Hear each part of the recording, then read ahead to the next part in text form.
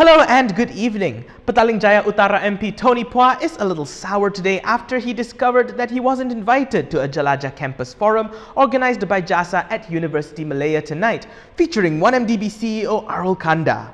On Facebook, Tony posted, "Send me an invite lah, I feel left out. How can you talk about 1MDB without me?"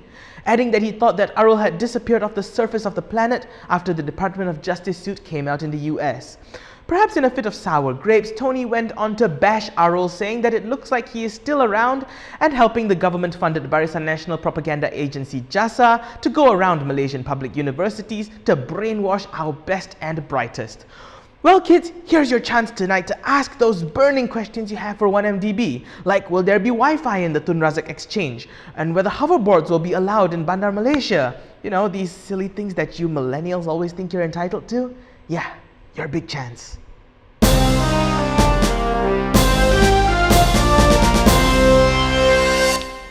What happens when your car gets stolen? You make a police report, right? Then what happens when your car gets stolen at a police station? What you gonna do? Well, it's convenient, right? You're already in the police station, might as well make a report.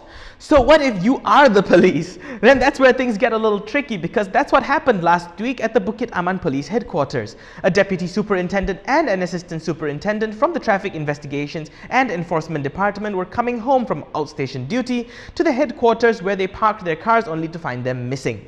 A police officer has been arrested in connection with investigations and has been identified to be a Lance Corporal. Security camera footage showed the cars being driven away by a police officer, one of them in the wee hours of the morning on the 30th of September and the 1st of October respectively, with a white Myvi tailing the stolen vehicles. The cars are yet to be recovered. The Singapore government's onslaught against errant banks rages on today, as the Monetary Authority of Singapore has pulled the plug on the Falcon private bank for its links with 1MDB-related funds. In a statement today, MAS announced it withdrew the merchant bank status for serious failures in anti-money laundering controls and improper conduct by senior management at the head office all the way in Switzerland, as well as the Singapore branch.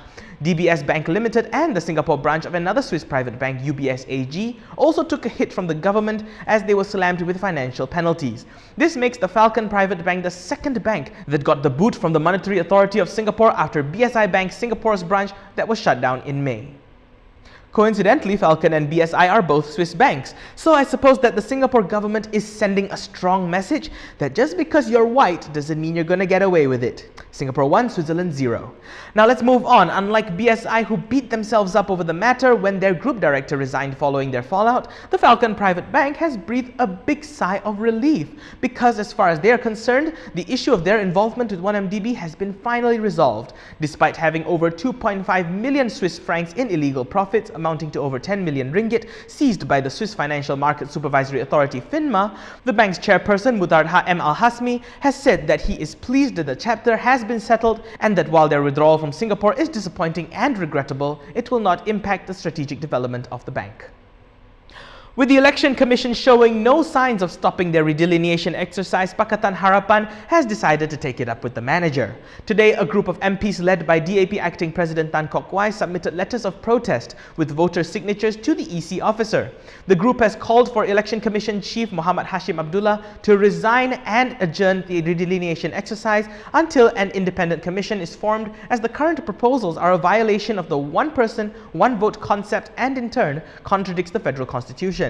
While they were in full formal attire, they looked like they were about to attend Monday Night Raw, with placards and banners bearing slogans prompting the EC to be independent and to object to the redelineation proposal. And that is the end of the fact sheet. Has Singapore dealt the final blow, or do you think 1MDB's tainted funds have left more unseen scars on the island nation? Let's talk about it in the comments. Also, please hit like, subscribe and share this video. I'm Daniel Anthony. Thanks for watching.